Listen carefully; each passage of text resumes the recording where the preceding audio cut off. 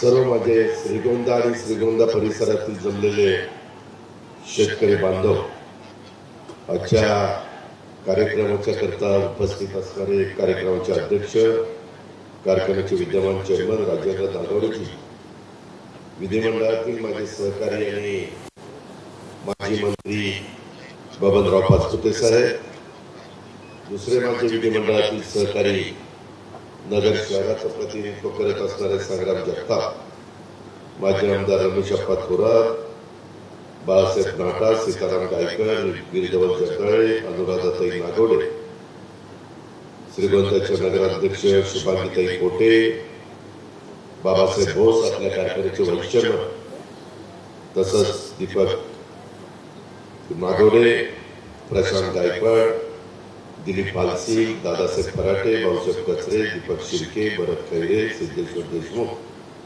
कुंडलिक दरेकर, राजेंद्र गुंड, अभिजित कोसे, ज्योती गोलेकर, संध्या सोनवणे, नंदकुमार मुंडे, बाळासाहेब उगळे, बाळासाहेब शिंदे, शरद नवले, नितेश नाटा, संतोष जुमाळ, रत्नाकर पांडगे, सुधीर फराटे, विविध राजकीय पक्षाचे उपस्थित असणारे सर्व सन्माननीय आजी माजी पदाधिकारी, आपल्या सहकारी साखर कारखान्याचे उपस्थित असणारे संचालक बोर्ड, सभासद, कामगार, शेतकरी बांधव, पत्रकार मित्र आणि विशेषतः माझ्या नगर जिल्हा, पुणे जिल्हा या परिसरात आणि श्रीगोंदा तालुक्याच्या परिसरातून जमलेले माझे शेतकरी बंधू भगिनी आणि तरुण मित्रांनो, मला काही दिवसापूर्वी राजेंद्र नागवडे आलेले होते आणि त्यांनी सांगितलं की शिवाजीराव नागवडे बापूंची 90वी जयंती 21 जानेवारीला आहे आणि तुम्ही आलं पाहिजे. आज तुमच्या सगळ्यांच्या आशीर्वादामुळे, प्रेमामुळे माझ्यासारख्या कार्यकर्त्याला महायुतीच्या सरकारमध्ये काम करण्याची संधी मिळालेली आहे आणि मला पंतप्रधान नरेंद्र मोदी साहेब, अमित शहा साहेब या सगळ्या मान्यवरांनी दिलेली. मी सत्तेला आपापलेला कार्यकर्ता नाही, परंतु ज्यावेळेस राजेंद्रजींनी मला सांगितलं त्यावेळेस माझे आणि बापूंचे पण विधिमंडळामध्ये एक सदस्य म्हणून एकत्र काम करण्याची संधी मला मिळाली आणि त्याच्यामुळे श्रीगोंदा तालुक्याचे सुपुत्र सहकार मंत्री स्वर्गीय शिवाजीराव नागवडे बापूंच्या 90व्या जयंतीच्या कार्यक्रमाच्या करता मी याचं कबूल केलं. या निमित्तानं मी बापूंना विनम्र अभिवादन करतो. राजकीय, सामाजिक, सहकार, शिक्षण क्षेत्रामध्ये त्यांनी केलेल्या कामाचं स्मरण देखील करतो. मित्रांनो, आताचा काळ हा फार बदललेला काळ आहे. तसं बघितलं तर तुमचा माझा नगर जिल्हा हा राजकीय, सामाजिक दृष्ट्या अतिशय संवेदनशील अशा प्रकारचा जिल्हा म्हणून ओळखला जातो. कारण माझं लहानपण राहुरी तालुक्यामध्ये देवळाली प्रवरेला बरेच दरवर्षी काही दिवस मी तिथं माझा आजोळ असल्यामुळे राहिलेलो आहे आणि त्याच्यामुळं या जिल्ह्याला, त्या परिसराला लहानपणापासून जवळनं पाहिलेलं, राज्याचं नेतृत्व करणारे अनेक नेते या जिल्ह्याने महाराष्ट्राला दिले. एक बागायतदारांचा जिल्ह्यातले काही तालुके म्हणून या जिल्ह्याची ओळख, सहकारी साखर कारखानदारी कशी उभी करायची असते हे पद्मश्री विखे पाटलांनी उभ्या महाराष्ट्राला दाखवून दिलं. इव्हन पंडित जवाहरलाल नेहरूजींना पण दाखवून दिलं. हा आपला सगळ्यांचा इतिहास. तो काळ वेगळा, आताचा काळ वेगळा. आज राजकीय, सामाजिक, सहकार क्षेत्रामध्ये काम करणारे अनेक कार्यकर्ते या जिल्ह्यामध्ये जन्माला आलेले आणि त्यांनी मोठं काम देखील उभं केलेलं आहे. श्रीगोंद्याचे सुपुत्र सहकार मंत्री स्वर्गीय शिवाजीराव बापू नागवडेंनी सुद्धा आपल्या कार्याच्या माध्यमातून विविध क्षेत्रामध्ये ठसा उमटवलेला आपण सगळ्यांनी पाहिलेला. सहकार, शिक्षण क्षेत्रामध्ये त्यांचं काम हे अत्यंत मोलाचं अशा प्रकारचं काम. मगाशीच तुम्ही ज्यावेळेस विधिमंडळाच्या सभागृहामध्ये आम्हाला सगळ्यांना एखादी व्यक्ती सदस्य माझी म्हणून त्याच्यातून आपल्याला सोडून गेली तर तिथे श्रद्धांजली व्हायची असते आणि त्यावेळेस वेगवेगळे राजकीय पक्षाचे मान्यवर उभ्या महाराष्ट्रातले आपली आपली भूमिका मांडण्याचा प्रयत्न त्या बाबतीमध्ये करत असतात आणि त्याच्यामुळं त्याही वेळेस मी माझी वस्तुस्थिती जे काही माझे विचार होते ते बोलून दाखवले. श्रीगोंदा तालुक्याच्या सर्वांगीण विकासाच्या करता बापूंचा मोठा वाटा होता हे कुणी आपण नाकारू शकत नाही. 2 वर्षापूर्वी श्रीगोंदा फॅक्टरीच्या आवारामध्ये सहकार महर्षी शिवाजीराव बापू नागोडे साहेबांचा आपल्या कारखान्याच्या कार्यस्थळावर पूर्णाकृती पुतळा उभा केला. आता पण मी ज्यावेळेस पंतप्रधानांचा कार्यक्रम सोलापूरचा संपून तिथं आलो त्यावेळेस तिथं जाऊन आम्ही तिथं नतमस्तक झालो, त्यांना त्या ठिकाणी अभिवादन केलं.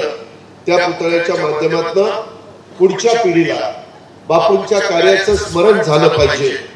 त्यांच्या कार्यातून निश्चित तरुण पिढीला एक प्रेरणा त्या ठिकाणी मिळाली पाहिजे आणि ह्याच दृष्टिकोनातनं तो पुतळा उभा केलेला. माझा देखील सहकारी साखर कारखानदारीशी फार जवळचा संबंध. खरं तर मी ज्यावेळेस पाठीमागे वळून बघत असतो त्यावेळेस स्वर्गीय शंकरराव काळे साहेबांचा काळ, स्वर्गीय शंकरराव कोल्हे साहेबांचा काळ, त्याच्यामध्ये गडाख साहेबांचा काळ, स्वर्गीय मारुतराव घुले पाटील साहेबांचा काळ, तनपुरे साहेबांचा काळ, इवन विखेंचा काळ, असे सगळे दिग्गज नेते ह्या सहकारी साखर कारखानदारीच्या माध्यमातून महाराष्ट्राला दिले गेले. त्याच्यामध्ये आपल्या बापूंचा पण समावेश आहे. बापूंनी पण इकडचा तसा बघितलं तर जिरायत भाग, घोड धरण आणि कुकडीची 5 धरणं, त्याच्यामुळे काही प्रमाणामध्ये चित्र बदललं. उजनीचं बॅकवॉटर त्याच्यातून काही प्रमाणामध्ये चित्र बदललं आणि पाणी आता इतकं अवघड सगळं झालेलं आहे. आम्ही ज्यावेळेस राज्यामध्ये एकनाथराव शिंदे, देवेंद्र फडणवीस आणि मी राज्याचं मुख्यमंत्री उपमुख्यमंत्री पद भूषवत असतो त्यावेळेस वेगवेगळ्या समस्याला आम्हाला सामोरं जावं लागतं. आता देखील यंदाच्या वर्षी पावसाने आपल्याला ओढ दिली. उजनी धरण गेल्या वर्षी 8 तारखेला पूर्ण भरलेलं होतं. आजच उजनी धरण मायनस मध्ये गेलेलं. अजून तर पुढचे 5-6 महिने जायचे.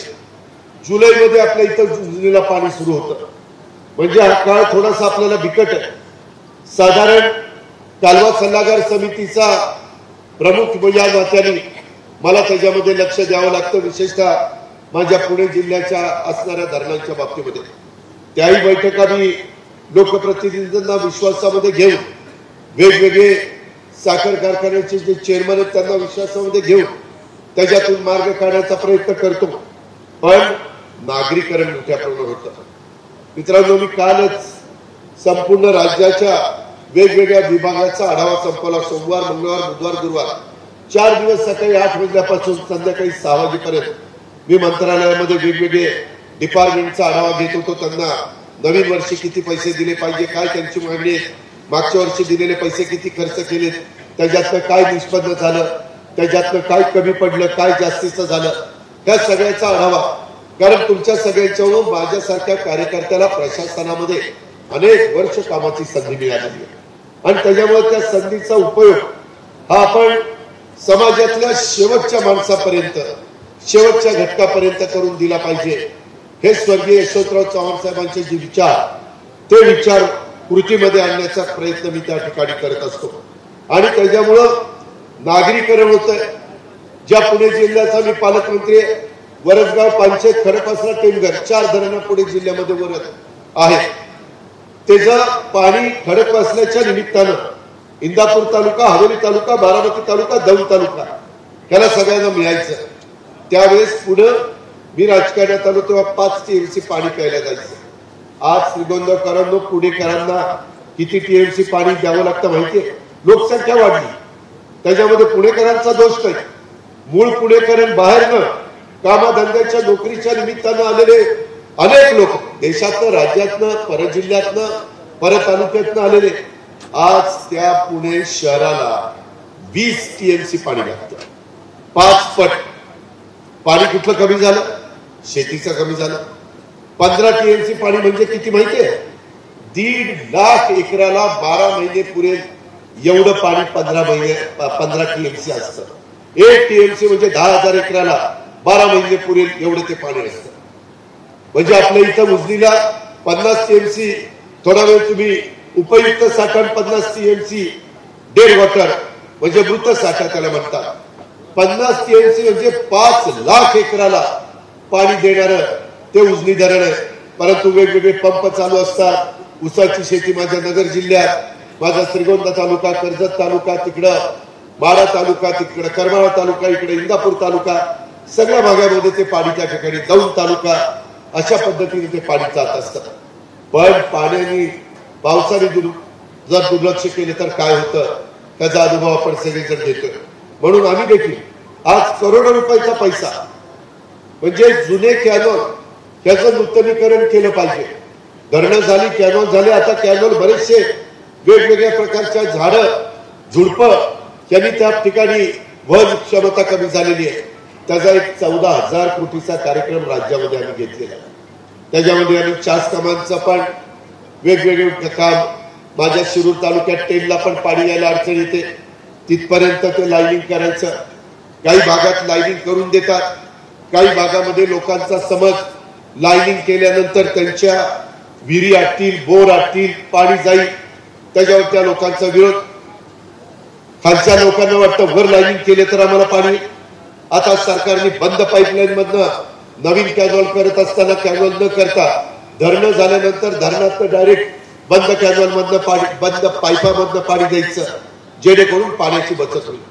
ठिबकला प्रोत्साहन द्यायचं, त्याच्यातून स्प्रिंकलरला प्रोत्साहन द्यायचं, शिवाराला पाणी न देता पिकाच्या मुळाला पाणी द्यायचं. वेगवेगळ्या पद्धतीनं आम्ही कृषी प्रदर्शन भरवत असतो.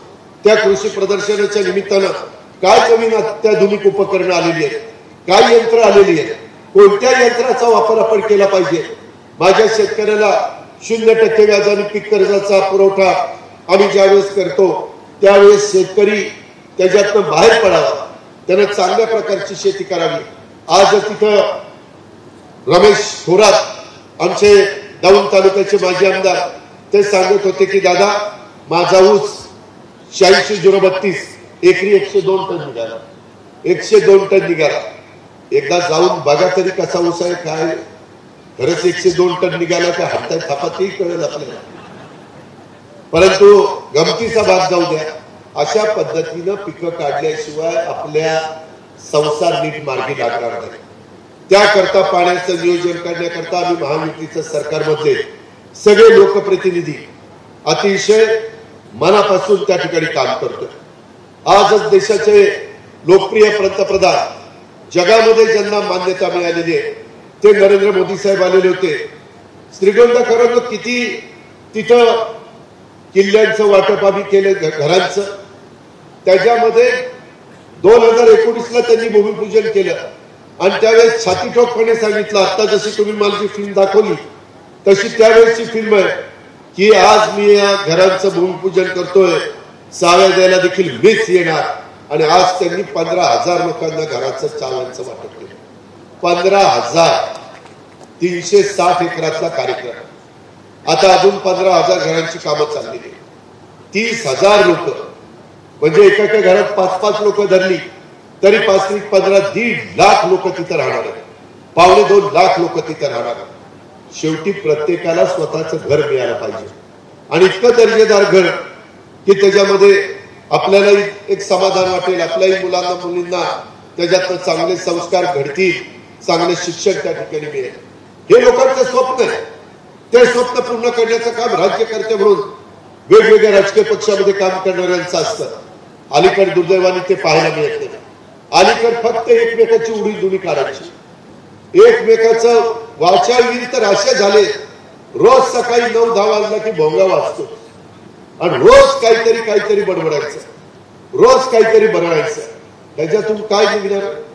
ह्याच्यातून माझ्या श्रीगोंदा तालुक्याचे प्रश्न सुटणार.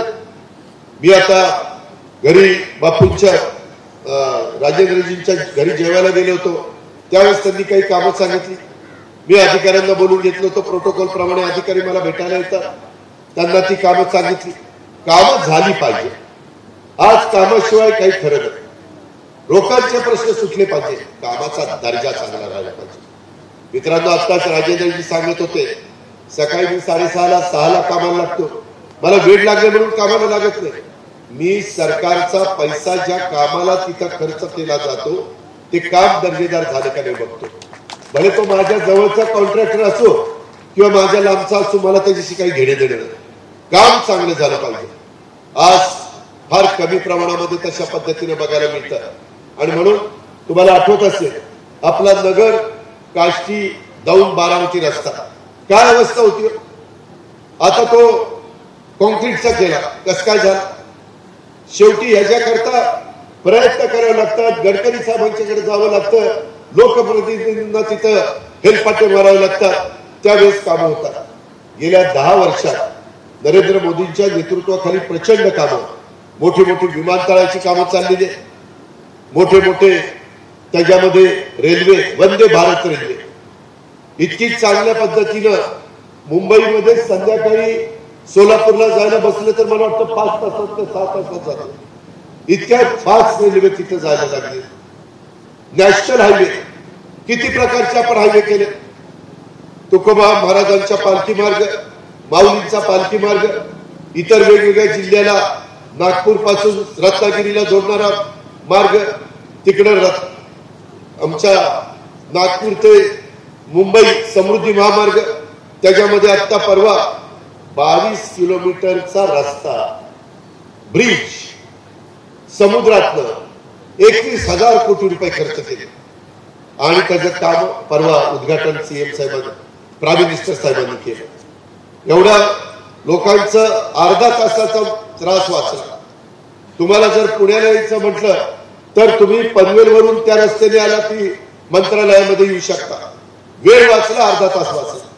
आता खोपोलीच्या पुढं आम्ही जो घाटामधनं टनेल काढतोय तो झाल्यानंतर घाटातनं जायची तुम्हाला वेळच येणार नाही. डायरेक्ट तुम्ही टोलवरून निघाला, खालच्या टोलवरून जरा वर आला की त्या ब्रिजवर जायचं आणि टनेल मधनं सिंहगड इन्स्टिट्यूटच्या पुढेच निघायचं. अख्खं लोणावळा पास करून टाकलं तुमचं. अर्धा तासाची बचत शिवाय इंधनाची बचत. अशा पद्धतीनं नवीन टेक्नॉलॉजीचा वापर, चांगल्या चांगल्या कंपन्यांना ते काम देणं. मोठी कामं काढल्यानंतर आरोप होतात, भ्रष्टाचाराच्या बद्दलचे वेगवेगळ्या प्रकारचे शिंदोटे उठवले जातात, परंतु कामं तर करावी लागतात. त्याच्यामध्ये उगीच कोणतरी शिंतोडे उडवतोय म्हणून कामं करायची नाही असंही करून चालत नाही. धाडस दाखवावं लागतं. त्याच्यामध्ये स्वतः मोदी साहेबांनी धाडस दाखवलं म्हणून नवीन पार्लमेंट झालं, नाहीतर ब्रिटिशांच्या काळातलं पार्लमेंट त्याच्यानंतर बदललंच गेलं नाही. आज दिल्लीला गेल्यानंतर बऱ्याच गोष्टी नवीन झालेल्या. आज मुंबईमध्ये, पुण्यामध्ये, नागपूरमध्ये, आज तुमच्या इथलं जिल्हाधिकारी कार्यालय कसं झालं ना, नगरला जाऊन बघा. जिल्हा परिषदेची इमारत कशी झाली जाऊन बघा. त्या सगळ्याचा जो बदल केला जातोय, लोकांना सुविधा दिल्या पाहिजे. परंतु त्या सुविधा देत असताना माझ्या कष्टकरी शेतकऱ्याला, माझ्या महिला बचत गटाला देखील मदत झाली पाहिजे. म्हणूनच 4थं महिला धोरण अलीकडच्या काळामध्ये आम्ही आणलेलं आहे. त्याच्यामध्ये महिला बचत गटाला फार मोठ्या प्रमाणात अधिकची मदत करण्याचा धोरणात्मक निर्णय आम्ही एकनाथराव शिंदेच्या सरकारच्या माध्यमातून देवेंद्र फडणवीस आम्ही सगळ्यांनी त्या ठिकाणी घेतलेला आहे. त्याच्यातून त्यांनी तयार केलेल्या वस्तू त्याला बाजारपेठ मिळावी म्हणून तालुक्याच्या ठिकाणी, जिल्ह्याच्या ठिकाणी वेगवेगळ्या प्रकारचे गाळे काढता आले पाहिजेत. महिला भवन हे तिथं बांधले गेले पाहिजेत. त्याच्याकरता डीपीसीला जास्तीचा निधी. गेल्या वेळेस माझ्या माहितीप्रमाणे देवेंद्र फडणवीस साहेबांनी 36 जिल्ह्याला 15,000 कोटी रुपयाचा निधी जिल्हा वार्षिक योजनेत दिलेला होता. यंदा मी तो वाढवणार. जवळपास 16,000 कोटीच्या पुढे मी त्या ठिकाणी जाण्याचा प्रयत्न करतोय. त्याच्यातनं ग्रामीण भागाचे प्रश्न सुटावे. त्याच्यातून वेगवेगळ्या पद्धतीने आज पण आप्पा मला भेटले, त्यांनी मला काही त्यांच्या तालुक्यातली कामं सांगितली. इतर भागातले लोक भेटले, त्यांनी शिरूरची कामं, माझ्या श्रीगोंद्याची कामं सांगितली. लोकांच्या अपेक्षा वाढल्या. माझ्या महिला सरपंच आहेत, त्यांनाही वाटतं आमचे प्रश्न सुटले पाहिजेत. आणि हे सगळे प्रश्न सोडवायचे असतील तर शेवटी निधी, पैसा हा लागतो. बरेच दिवस जिल्हा परिषद, तालुका पंचायत, नगरपालिका, महानगरपालिकेच्या निवडणुका झाल्या नाही. काही कारणाकरता सुप्रीम कोर्टामध्ये मॅटर पडलेली आहे. समाजातला ओबीसी घटक त्याला त्या ठिकाणी प्रतिनिधित्व मिळत नाहीये. त्यांचा पुरुष किंवा स्त्री या दोघांना तिथं आरक्षण नाहीये. फक्त सर्वसाधारणमध्ये एससी मध्ये एसटी मध्ये 3 ठिकाणीच आरक्षण मिळालेलं आहे. हा त्या घटकावर अन्याय आहे म्हणून कोर्टबाजी झालेली आहे. त्याच्या तारखा पडतात सुप्रीम कोर्टाला. ज्यावेळेस त्यांचा निर्णय ते देतील त्यावेळेस त्याचं अतिशय योग्य पद्धतीचं पालन करून निवडणूक महाराष्ट्राचा निवडणूक आयोग त्या निवडणुका जाहीर करतील. त्याच्यातून कार्यकर्ते पुढे येतात. आता बापूंनी इतके वर्ष काम केलं. बापूंनी सुरुवात कुठं केली? गावच्या सरपंच पदापासून केली. आणि बापू कुठपर्यंत पोहोचले? आमदार पर्यंत, कारखान्याचे चेअरमन, राज्य सहकारी साखर कारखाना संघ जेवढे काही कारखाने आहेत त्याचे बापू प्रमुख त्या ठिकाणी झाले. परंतु सुरुवात करत असताना बापूंनी पहिल्यांदा ग्रामपंचायत वांगदरीचे सरपंच झाले. त्याच्यानंतर विकास सोसायटीचे चेअरमन त्या ठिकाणी झाले. पंचायत समिती 62 साली स्थानिक स्वराज्य संस्था स्वर्गीय यशवंतराव चव्हाण साहेबांनी आपल्या इथं आणली. आणि जिल्हा परिषद तालुका पंचायत. त्याच्यातून आमच्या इथं पलीकडे शिरूर तालुक्यातले पोपटराव गावडे माजी आमदार ते देखील पहिले 62 तिथं सदस्य झाले. आणि बापू पण इकडनं 62 पंचायत समितीचे सदस्य झाले. याच्यातून कार्यकर्ता पुढे येतो. सत्तेचं विकेंद्रीकरण. प्रत्येक जण उत्सुक खासदार आमदार होऊ शकत नाही. त्याकरता विकास सोसायटी, दूध सोसायटी, मार्केट कमिटी, त्याच्याकरता ग्रामपंचायत, तिथनं टप्प्याटप्प्याने ग्रामपंचायतीचे सरपंच विलासराव देशमुख त्यांच्या गावचे होते. ते तुमच्या माझ्या राज्याचे 2 वेळेला एकूण 8 वर्ष मुख्यमंत्री राहिले. आर पाटील देखील जिल्हा परिषदेत पुढे आलेला कार्यकर्ता. मागे एक बैलाची खूण होती तेव्हा तो जिल्हा परिषदेचा सदस्य झाला समांतर काँग्रेस असताना. आणि तिथून तो उपमुख्यमंत्रीपद पोहोचला. सांगायचं का कार्यकर्त्यांनो, सर्वसामान्य घरात जन्माला आलेल्या माझ्या सहकार्यांनो, असा मनात वाटून देऊ नका की आपण मोठ्याच्या घरात कुठं जन्माला आलो कसं आपल्याला पद मिळायचं. आपण लोकांच्यात मिसळून काम केलं. डाऊन टू अर्थ म्हणजे जमिनीवर पाय ठेवून काम करायला लागलो तर लोक आपल्याला प्रतिसाद देतात. लोक आपल्या पाठीशी उभे राहतात. पण जातीपातीचं नात्या गोत्याचं राजकारण करून चालत नाही. लोकांना काय हवंय त्याही बद्दल अभ्यास केला पाहिजे. लोकांच्या मध्ये मिसळलंही पाहिजे. त्यांच्या सुखदुःखामध्ये देखील सहभागी व्हायला पाहिजे. लोकांना वाटलं पाहिजे की हे नेतृत्व माझं आहे, माझा विचार करतंय. याच्यातून नेतृत्व पुढे येत असतं. त्याही गोष्टीचा विचार आपण या निमित्ताने सगळ्यांनी केला पाहिजे. खरं तर तसं बघितलं तर बापूंनी ज्यावेळेस हा कारखाना उभा केला, मी मगाशी सांगितलेली गोष्ट खरी आहे. मी महाराष्ट्रातले किती चेअरमन तुम्हाला दाखवू की त्या चेअरमनला विचारलं का रे आजची रिकव्हरी काय, एकूण क्रशिंग किती झालं, किती तास कारखाना बंद होता, एम किती निघाली, एस किती निघाली, एल किती निघाली, काही सांगता येत नाही. कोणाच्या तरी पुण्याईनं चेअरमन म्हणून बसलेला असतो. त्याच्या उलट बापूंचं होतं. बापू नुसते असे बसले, आवाज जरी बदलला तसंच की लगेच त्यांच्या लक्षात यायचं इथं काहीतरी झालं. एवढं माणूस त्याच्यातला दर्दी असावा लागतो. हे येड्या गाभाचं काम नाही. त्याला खरोखरीच जीव ओतून काम करावं लागतं. ते बापूंनी त्या काळामध्ये केलं. स्वर्गीय नागोरे बापू तसं बघितलं तर तुमचा माझा नगर जिल्हा पूर्वी कम्युनिस्ट लोकांचा पक्षाचा पगडा असणारा जिल्हा. माझ्या दौंड मध्ये देखील कम्युनिस्ट आमदार होते. माझ्या शिरूरमध्ये होते. इकडच्या भागामध्ये देखील नगर जिल्ह्यात बरेच होते. बापू सुरुवातीला कम्युनिस्ट विचारांचे होते. त्यानंतर ते काँग्रेसच्या मुख्य विचारामध्ये सामील झाले आणि मग आयुष्यभर त्यांनी काँग्रेसच्याच विचारात कायम राहिले.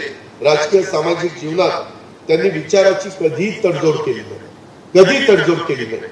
राज्याचे माजी मुख्यमंत्री स्वर्गीय यशवंतराव चव्हाण साहेबांचे समर्थक म्हणून बापूंची त्या ठिकाणी ओळख. बापूंवर विशेष दादांचा प्रेम होता, विश्वास होता. आणि या विश्वासाला बापूंनी दादा हयात असेपर्यंत कधी तडा जाऊन दिला नाही. त्यांच्यावर सोपवलेली प्रत्येक जबाबदारी अतिशय निष्ठेने बापूंनी त्या ठिकाणी पार पाडली. मग वागंदरी सारख्या छोट्याशा गावाच्या सरपंचापासून आपली राजकीय कारकीर्द सुरू केलेले बापू आमदार पर्यंत त्या ठिकाणी पोहोचले. मोठा राजकीय प्रवास त्यांनी त्या ठिकाणी केला. आणि ते सहकार्याचे गाडे अभ्यासक होते. आज आपल्यामध्ये अनेक साखर कारखाने मित्रांनो, जवळपास 211 कारखाने तुमच्या माझ्या महाराष्ट्रात आहेत. त्याच्यातले 106 सहकारी आहेत, 105 खाजगी आहेत. तुम्ही म्हणाल खाजगीचं कसं काय समर्थन करता? झालं काय, विलासराव देशमुख मुख्यमंत्री असताना ते आम्हाला कॅबिनेटला म्हणले. त्याच्यात छगन भुजबळ साहेब होते, आम्ही सगळेच जण होतो. मला बबनराव होते का नाही मला आठवत नाही, परंतु आम्ही अनेक जण होतो. त्यावेळेस विलासराव म्हणले की आता सहकारी साखर कारखाने द्यायचं बंद करायचं. इथं वीरधवल जगदाळे बसलेत, त्यांच्या वडिलांनी आमच्या इथं बाळासाहेब जगदाळेंनी एक कारखाना जाऊन परिसरामध्ये पूर्व भागामध्ये काढायचं ठरवलं होतं. पण भांडवलच द्यायचं कारखान्याचं बंद झाल्यावर, धोरणच ठरल्यावर नाईलाजास्तव शेतकऱ्यांचा ऊस जाण्याच्या करता शेवटी ऊस तर गेला पाहिजे. आता कारखाने जास्त झाले म्हणून ठीक आहे, नाहीतर मला आठवतं माझ्या शिरूरच्या लोकांचा ऊस अक्षरशः कारखान्याच्या दारामध्ये जाऊन बसायचे, अरे माझा ऊस घ्या रे घ्या रे घ्या रे. मग काही काही लोक स्वतःला 600 रुपये भाव घ्यायचे आणि त्यांना 300 रुपये भाव द्यायचे. असलेही अनुभव बऱ्याच जणांनी घेतलेले आणि त्याच्यातून आपला श्रीगोंदा सहकारी साखर कारखाना उभा राहिला.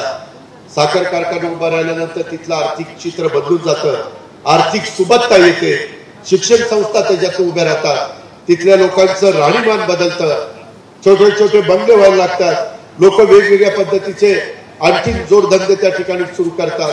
अशा पद्धतीचं काम बापूंच्या दूरच्या दृष्टीतनं या सगळ्या परिसरामध्ये झालं.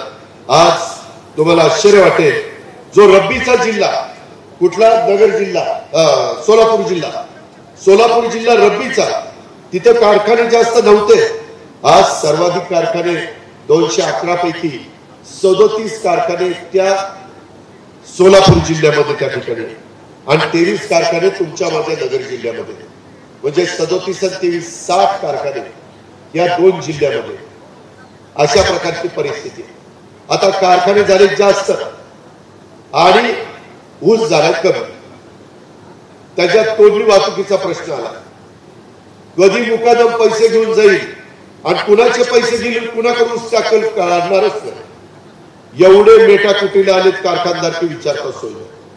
आमच्याकडे येतात, दादा या इतकीला सांगा, आमचे इतके लाख बुडले, इतके कोटी बुडले, ज्यांनी तिकडे नेले त्यांनी तिकडे नेले. त्याच्याकरता आम्ही ठरवलेले आता हार्वेस्टर द्यायचे. परवा एका कारखान्याचे चेअरमन माझ्याकडे आलेले होते. मी नावच सांगतो, धीरज देशमुख आमदार, कालच सकाळी. आणि मी ते विचारत होतो, मी कुणी आलं किंवा राजेंद्रजी आले तरी काय कसं काय चाललं कारखाना, किती क्रशिंग झालं, काय झालं काय नाही विचारत असतो. त्याच्या संदर्भामध्ये ते आल्यावर ते म्हणले की विलासराव देशमुख मांजरा सहकारी साखर कारखान्यावर एक देखील ऊस तोडणारा कोयता नाही.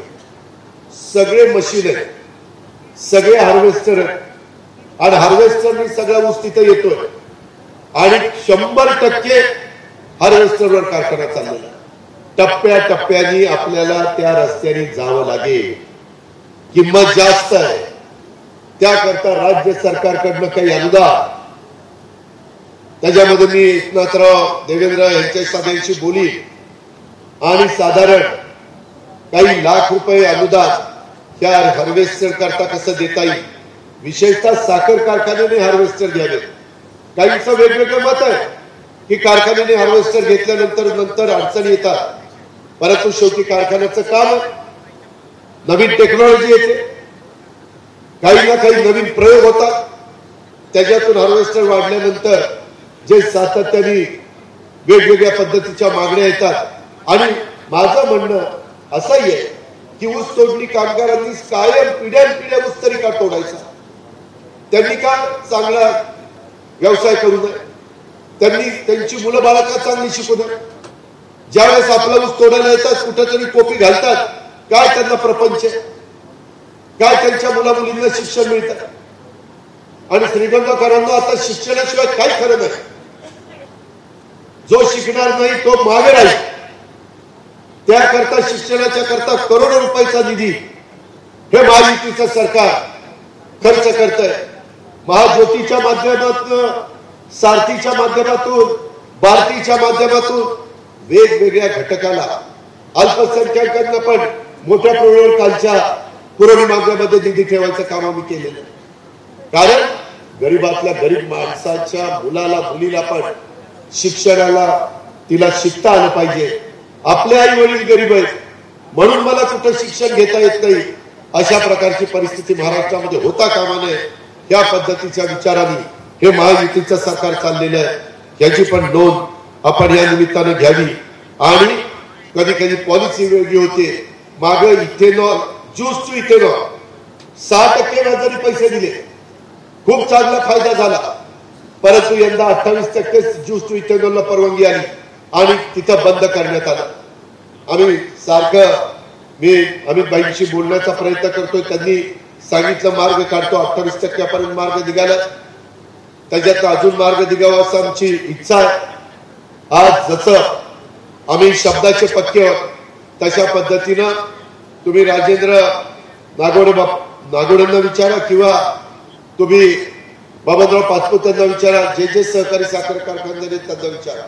आपल्यावर इन्कम टॅक्स लागलेला होता श्रीगोंदकरांनो. त्याचे जवळपास 9,500 कोटी रुपये 1985 पासून इन्कम टॅक्स आपल्याला लावलेला होता. का तर आपण SMP पेक्षा जास्त दर दिलेला होता. आम्ही हेलपाटे घालायचो, आम्ही वेगवेगळ्या नेत्यांना घेऊन दिल्लीला जायचो, पी चिदंबरमला भेटायचो, प्रणब मुखर्जींना भेटायचो, AK अंतोजींना भेटायचो, जे जे अर्थमंत्री असतील त्यांना आम्ही जाऊन भेटायचो. आणि कमी करा, कमी व्हायचं नाही, फक्त ती टांगती तलवार थोडीशी थांबवली जायची. मात्र कुणालाही ते काढता आलं नाही. मधल्या काळामध्ये काही जण अमित शहांना जाऊन भेटले आणि सगळे साखर कारखानदार अस्वस्थ होते. त्यांना वाटत होतं कधी आपलं अकाउंट सीज करतील का कारखान्याचे आणि पैसे कापून घेतील का काय.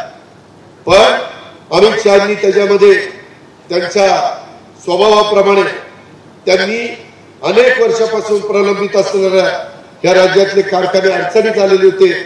जवळपास या सगळ्यातनं बाहेर काढण्याच्या करता 1985 सालापासून लावण्यात आलेला 9,500 कोटीचा प्राप्तिकरातून साखर कारखाना कायम स्वरूपी त्या ठिकाणी मुक्तता दिली. कायमचं डोक्यावरचं ओझं दिलं. नाहीतर अक्षरशः काही शेतकऱ्यांना भाव कमी मिळाले असते. मित्रांनो, निर्णय अशा पद्धतीचे घ्यायचे असतात. काही अडचणी आहेत. कांद्याच्या बद्दल एक्सपोर्टचा प्रश्न त्या ठिकाणी पुढे आलेला आहे. त्याच्याकरता आम्ही म्हणतोय की कांदा तुम्ही खरेदी करा, त्याला आम्हाला चांगला दर द्या. आमच्या कांदा उत्पादक शेतकऱ्याला जो खर्च येतो तो खर्च निघू द्या आणि त्याला काही प्रॉफिट होऊ द्या.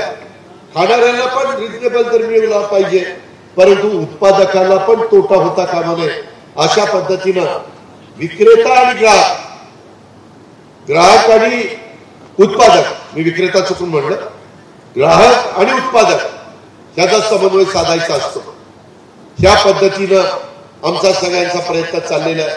आणि त्याच्यातून या राज्याचं कसं भलं होईल, या देशाचं कसं भलं होईल. आज आदरणीय पंतप्रधान मोदींच्या नेतृत्वाखाली तुमचा माझा भारत देश वेगाने विकास होतोय. आदरणीय मोदी साहेबांचं विकासाचं मोठं विजन असलेलं हे नेतृत्व आहे.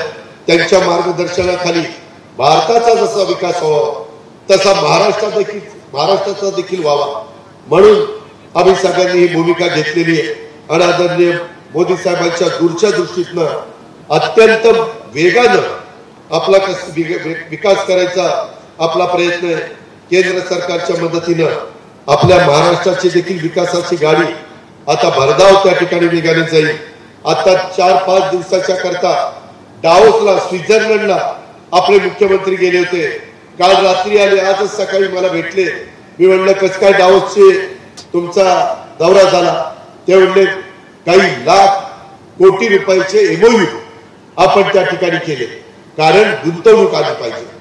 मोठ्या प्रमाणावर इथं गुंतवणूक आल्याशिवाय, कारखानदारी उभी राहण्याशिवाय माझ्या मुलांना मुलींना इथला रोजगार मिळणार नाही. तशा प्रकारचा प्रयत्न राज्य सरकार म्हणून आमचा चाललेला आहे. सोलरला अतिशय महत्व आम्ही देतोय. सोलर पॅनलवर वीज तयार करायची आणि त्याच्यात माझ्या शेतकऱ्याला आज जी तुम्हाला निम्मा आठवडा दिवसात निम्मा आठवडा रात्री वीज मिळती, ती दिवसा वीज कशी मिळेल अशा पद्धतीचा देवेंद्र फडणवीस साहेबांशी चर्चा करून आम्ही एक मोठा त्या ठिकाणी प्रोजेक्ट आणतोय। त्याच्यातून काही काही भागामध्ये आता तशा प्रकारच्या पंप बसलेले चांगले चालत आहेत। थोडी गुंतवणूक सुरुवातीची जास्त आहे, परंतु रात्री अपरात्री विंचू काट्याचं सापाचं त्या ठिकाणी आता तर बिबट्या त्यांचा सगळ्यांचा त्रास कमी व्हावा म्हणून त्याही विचारांनी आपण त्या ठिकाणी पुढे चाललेलं आपली अर्थव्यवस्था मजबूत करण्याचं काम आम्ही त्या ठिकाणी करतोय। आणि सगळं करत असताना आपला जिल्हा आपला परिसर कुठं मागे राहू नये अशा प्रकारची भावना ही देखील माझी आणि माझ्यासारख्या अनेक सहकारी मित्रांची आहे। ही पण बाब आपण सगळ्यांनी लक्षामध्ये घेतली पाहिजे। राजकीय स्थित्यंतर घडतात, वेगवेगळ्या प्रकारचे बदल होतात। मी नेहमी सांगतो राजकीय जीवनामध्ये काम करताना कोण कुणाचं कायमचं शत्रू असत नाही, कोण कुणाचं कायमचं दोस्त असू शकत नाही, परंतु शेवटी बहुजन समाजाच्या करता काम करायचं असतं। स्वर्गीय यशवंतराव चव्हाण साहेबांची पुस्तकं वाचल्यानंतर ह्या गोष्टी पुढे येतात। आपल्या संस्था चांगल्या चालल्या पाहिजे, आपल्या प्रपंच चांगले चालले पाहिजे, हीच त्याच्या पाठीमागची आमची सगळ्यांची भावना आहे। आणि इथं स्वर्गीय बापूंनी लावलेलं रोपटं आज आमचे राजेंद्र नागवडे आणि बाकीची सगळी त्यांची टीम पुढे नेटाने नेण्याचा प्रयत्न करतायत। यंदा अनेक कारखाने नोकेन चालत आहेत, कारण टोळ्या कमी आलेल्या आहेत। टोळ्या म्हणजे ऊस तोडणाऱ्या टोळ्या कमी आलेल्या आहेत आणि त्याच्यामुळं अडचणी येत आहेत। परंतु शेवटी ज्या अडचणी येतात त्या रडत बसण्यापेक्षा त्याच्यावर मात करून पुढे कसं जायचं अशा प्रकारचं विजन नेतृत्वाचं असलं पाहिजे। आणि म्हणून शेतकऱ्यांचं भलं करण्याच्या दृष्टिकोनातून आम्ही तशा पद्धतीनं आज काम करतो। आज अनेक वर्ष मी तर 6व्यांदा उपमुख्यमंत्री झालो, अनेकदा अनेक प्रकारच्या संधी आम्हाला मिळाल्या, परंतु त्याच्यातून एकच आमचा ध्यास आहे, एकच आमचं ध्येय आहे की लोकांचे प्रश्न सुटले पाहिजेत। आज आरक्षणाचा प्रश्न मोठा महाराष्ट्रामध्ये निर्माण झालेला, तो सुटावा। मराठा समाजाचा आरक्षणाचा सुटावा, धनगर समाजाचा आरक्षणाचा सुटावा, आदिवासींना कुठे त्यांना त्रास होता कामा नये आणि इतर पण वेगवेगळ्या घटकांना ओबीसीला पण अशी कुठली भीती मनामध्ये वाटता कामा नये। ह्या प्रकारचं काम राज्य सरकार चालवणाऱ्या राज्यकर्त्यांना करायचं असतं। आम्ही चर्चा करतोय, आम्ही त्याच्यातनं मार्ग काढतोय। आता संपूर्ण यंत्रणा मागास आयोगाच्या निमित्तानं जी माहिती गोळा करावी लागते ती माहिती बघा आता 5-6 दिवसात तुमच्या प्रत्येकाच्या घरी ती माहिती विचारण्याच्या करता कर्मचारी अधिकारी त्या ठिकाणी येतील। त्याची नीट माहिती देण्याचं काम करा, कारण मागे ज्यावेळेस पृथ्वीराज बाबा मुख्यमंत्री आणि मी उपमुख्यमंत्री असताना आम्ही हा निर्णय घेतला 15% 16% मराठा समाजाला आणि 5% मुस्लिम समाजाला। दुर्दैवाने ते आरक्षण हायकोर्टामध्ये टिकलं नाही, कारण घटनेचे शिल्पकार डॉक्टर बाबासाहेब आंबेडकरांनी जे संविधान दिलंय, जे आपल्याला घटना दिली, जो कायदा दिलेला आहे त्याचंही पालन आपल्याला करावं लागतं आणि हे पालन करत असताना त्या चौकटीमध्ये ते बसलं पाहिजे म्हणून तिथं नाकारलं गेलं। नंतर 2014 ते 19 देवेंद्र फडणवीस साहेब मुख्यमंत्री झाले, त्यांनी पुन्हा प्रयत्न केला, त्यांनी केलेला प्रयत्न हायकोर्टात टिकला, परंतु सुप्रीम कोर्टामध्ये ते नाकारला गेला। त्याच्यामुळं आता आरक्षण देताना हायकोर्टात पण टिकलं पाहिजे, सुप्रीम मध्ये पण टिकलं पाहिजे। त्या प्रकारे त्याचा सगळा विचार मोठ्या तज्ञ वकिलांशी चर्चा करून, ऍडव्होकेट जनरलशी चर्चा करून, अनेक वेगवेगळ्या राजकीय पक्षाच्या नेत्यांशी अध्यक्षांशी चर्चा करून, समाजातल्या महत्वाच्या लोकांशी चर्चा करून आपण ते पुढे जातोय। परंतु काही जण ऐकायला तयार नाही, ते म्हणतात बाकी माहित नाही, आरक्षण मिळालं पाहिजे। आरक्षणाला कुणाचाच विरोध नाही, फक्त ते आरक्षण देत असताना आजपर्यंत ज्यांना 52% आणि इकॉनॉमी विकर सेक्शनला 10% असं 62% आरक्षण मिळालेलं आहे, त्या आरक्षणाला धक्का न लागता आरक्षण द्यायला कुठल्याही व्यक्तीचा, कुठल्याही राजकीय नेत्यांचा विरोध असण्याचं काही कारण नाही। पण त्याच्यातनं समजूतदारपणा हा दाखवला गेला पाहिजे, ही गोष्ट मात्र सगळ्यांनी लक्षात ठेवली पाहिजे। युगपुरुष छत्रपती शिवाजी महाराजांच्या विचाराने, शाहू फुले आंबेडकरांच्या विचाराने, सेक्युलर विचाराने आम्ही सगळेजण पुढे चाललेलो. मी आजी श्रीगोंदाकरांना माझी या सभेच्या निमित्तानं महाराष्ट्रातल्या जनतेला आव्हान आहे की तुम्ही अजिबात कुठली भीती मनामध्ये आणू नका, ठेवू नका की उद्याच्या काळामध्ये आपल्याला कुठं अडचण येईल, आपल्यावर कुठेतरी अन्याय होईल, असं कदापि होणार नाही. छत्रपती शिवाजी महाराजांनी देखील हिंदवी स्वराज्याची स्थापना केली. श्रीगोंदाकरांनो, ती देखील 18 पगड जातीला 12 बलुतेदारांना घेऊन, त्याच्यामध्ये मुस्लिम समाजाचे पण लोक होते, सगळ्यांना घेऊन त्यांनी हिंदवी स्वराज्याची स्थापना केली. तो आपला इतिहास आहे, तो महाराष्ट्राचा वारसा आहे, ती महाराष्ट्राची संस्कृती आहे आणि त्याला कुठेही धक्का लागून देण्याचं काम आपल्याला त्या ठिकाणी करायचं नाही. हे पण आपण सगळ्यांनी लक्षामध्ये घेतलं पाहिजे. अशा प्रकारची माझी आपल्याला विनंती आहे. मला काही गोष्टी अजून बोलायच्या होत्या, परंतु काहीतरी मला निरोपाला 5 वाजायच्या आत टेक ऑफ झाला पाहिजे, नाहीतर आपल्याला टेक ऑफ घेता येणार नाही. मित्रांनो, मी एवढंच सांगतो की आज मी स्वर्गीय बापूंच्या 90व्या जयंतीच्या निमित्तानं इथं आलेलो. श्रीगोंदा तालुक्याबद्दल मला निश्चितपणे विशेष जिव्हाळा. या तालुक्यातील अनेकांचे माझे स्नेहाचे संबंध आहेत. कायम चांगल्या विचारांना साथ देणारी इथली जनता आहे. त्यामुळे श्रीगोंदा तालुक्याच्या विकासासाठी आवश्यक असणारा निधीची कमतरता मी राज्याचा उपमुख्यमंत्री, अर्थमंत्री या नात्याने भासू देणार नाही, अशी ग्वाही देखील मी या निमित्तानं आपल्याला सगळ्यांना देतो. बापूंच्या कार्याचा वारसा आज राजेंद्र नागवडे, अनुराधा नागवडे सक्षमपणे पुढे चालवत आहेत, याचा आम्हाला आनंद आहे. जयंतीच्या निमित्तानं पुन्हा एकदा मी स्वर्गीय शिवाजीराव नागवडे बापूंच्या स्मृतीला अभिवादन करतो, त्यांच्या कार्याचं स्मरण करतो. त्या वेगवेगळ्या प्रकारच्या शेतकऱ्यांच्या ज्या समस्या अडचणी आहेत त्या सोडवण्याच्या करता आम्ही कुठं कमी पडणार नाही, अशा प्रकारचा शब्द मी आपल्या सगळ्यांना देतो आणि राजेंद्र नागवडेंच्या पाठीशी खंबीरपणे माझ्यासारखा कार्यकर्ता उभा राहील त्याबद्दलची ग्वाही देतो आणि आपल्या सगळ्यांची रजा घेतो. जय हिंद, जय महाराष्ट्र. धन्यवाद.